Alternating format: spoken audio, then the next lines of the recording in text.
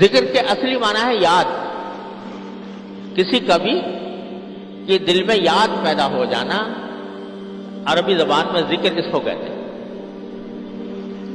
کہ دل میں یاد پیدا ہو، کسی کی یاد آ گئی، وہ ذکر ہے. اب اس کی کئی قسمیں ہیں. ایک قسم ہے ذکر لسانی، یعنی زبان سے اس کا تذکرہ کرنا. تو اللہ تبارک و تعالیٰ کا ذکر لسانی جو مطلوب ہے مجھ سے، آپ سے، ہر شخص سے، وہ یہ ہے کہ کچھ جو اوقات ہیں مخصوص، ان مخصوص اوقات کے اندر آدمی کچھ وقت نکالے جس میں سوائے اللہ تعالیٰ کے ذکر کا کوئی اور کام نہ ہو رہا. ذکر کی پہلی قسم بتلا رہا ہوں کہ ایسا کوئی وقت آدمی اپنے لیے نکالے اور اس کو اللہ تبارک و تعالیٰ کے ذکر کے لیے مخصوص کر لے کہ بس اس میں اور کوئی کام نہیں کروں گا، اللہ کا ذکر کروں گا. اب اللہ کا ذکر میں نماز بھی داخل ہے. 5 وقت کی نماز یہ اللہ تبارک و تعالیٰ کے ذکر کا اعلیٰ ترین فرض ہے. اس کے لیے ایک وقت مقرر ہے، 5 وقت مقرر ہے. تو یہ ذکر کی اعلیٰ ترین فرض ہے. اس کے علاوہ بندے کو چاہیے کہ ان 5 نمازوں کے علاوہ بھی کوئی وقت ایسا نکالے جس میں اللہ تبارک و تعالیٰ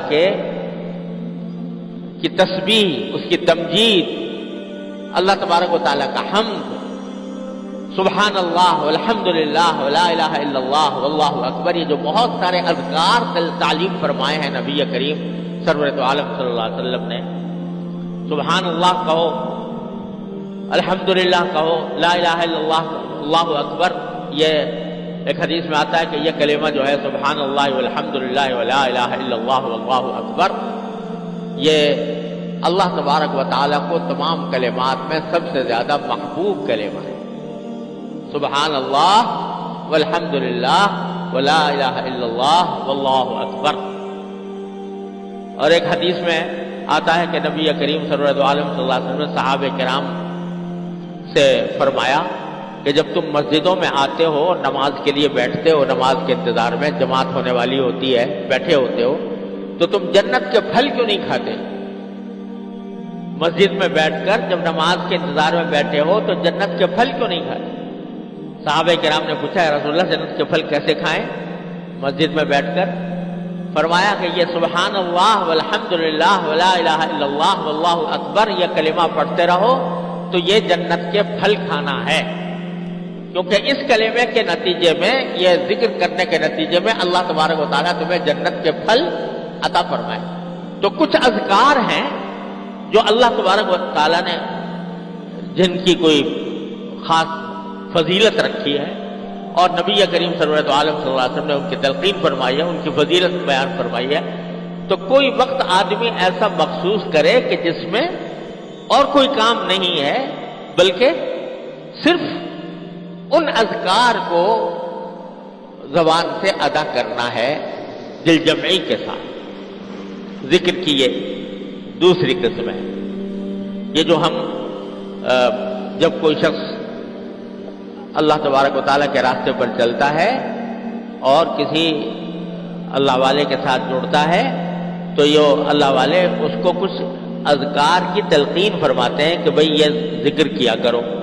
تو یہ اسی قسم کی چیز ہے کہ ایک وقت مخصوص کر لیا اور وقت مخصوص کر کے چاہے تھوڑا ہی ہو لیکن روزانہ پابندی سے ہو. اور اس کا فائدہ یہ ہوتا ہے اور اس کے اندر زیادہ فائدہ اس بات سے ہے کہ ایک وقت اور ایک جگہ متعین کر کے آدمی دل جمعی کے ساتھ وہ ذکر کرے. ہمارے مشائخ جو ہیں عام طور سے ابتدا کرتے تھے اس طرح کہ بھئی 4 کلمات، 4 اذکار جو ہیں ان سے شروع کرو. سبحان اللہ و بحمدہ، سبحان اللہ العظیم، اس کی ایک تسبیح. سبحان اللہ والحمدللہ ولا الہ الا اللہ واللہ اکبر، اس کی ایک تسبیح. استغفار، استغفر اللہ العلی العظیم الذی لا الہ الا ہو، اور استغفراللہ ربی من کل ذنب واتوب الیہ، اس کی ایک تسبیح، اور درود شریف کی ایک تسبیح، 4 ذکر ہیں۔ پھر اس میں حسب توفیق اضافہ بھی ہو جاتا ہے، جب اللہ تعالیٰ توفیق دے اور ذکر میں دل لگنے لگے تو آدمی اس کے اندر اضافہ بھی کر دے، اور جو 5واں کلمہ ہے، 4تھا کلمہ لا الہ الا اللہ وحدہ لا شریک لہ لہ الملک و لہ الحمد وہو علی کل شیء قدیر، اس کا اضافہ کر دے۔ غرض کچھ اذکار ہیں جو نبی کریم سرورت عالم صلی اللہ علیہ وسلم نے تلقین فرمائے ہیں، اور ان میں ایک وقت مقرر کر کے ذکر کرنا یہ بڑی فضیلت کی چیز ہے، اور ذکر اللہ کو دل میں بٹھانے کا ایک بہت بڑا راستہ ہے۔ اور ہمارے حضرت والا حضرت عارفی قدس اللہ تعالیٰ سرہ، اللہ تعالیٰ ان کے درجات بلند فرمائے، وہ فرمایا کرتے تھے کہ یہ ایک قوت ہے، اور بہتر یہ ہے کہ آدمی فجر کے بعد کسی اور کام میں لگنے سے پہلے یہ اذکار کر لے، کچھ تلاوت کر لے، کچھ دعائیں مانگ لے، اور یہ اذکار انجام دے لے۔ تو حضرت فرماتے تھے، اور تجربہ ہے یہ بزرگوں کا، کہ یہ اذکار جو شروع میں کیے جاتے ہیں فجر کے وقت کر لیے، یہ قوت ایمانی اور قوت روحانی پیدا کرتے ہیں۔ اور فجر کے وقت اس لیے بتائے جاتے ہیں فجر کے بعد، کہ جب فجر کے بعد آدمی کام میں نکلا تو ایک کاروبار زندگی میں داخل ہوا، زندگی کا معرکہ درپیش ہے، وہاں پر پتہ نہیں کیسے داعیے پیدا ہوتے ہیں، کیسے محرکات آتے ہیں، گناہوں کے داعیے پیدا ہوتے ہیں، گناہوں کے محرکات پیش آتے ہیں، شیطان بہکاتا ہے، نفس بہکاتا ہے۔ تو اس شیطان اور نفس کے مقابلے میں آدمی کو ایک روحانی قوت درکار ہوتی ہے۔ شیطان بہکا رہا ہے، فلاں گناہ کر لو، فلاں ناجائز چیز کو دیکھ لو، فلاں کلمہ غلط منہ سے نکال دو، فلاں گناہ کا ارتکاب کر لو۔ نفس مچل رہا ہے کہ میں کسی طرح اس گناہ کا ارتکاب کر لوں۔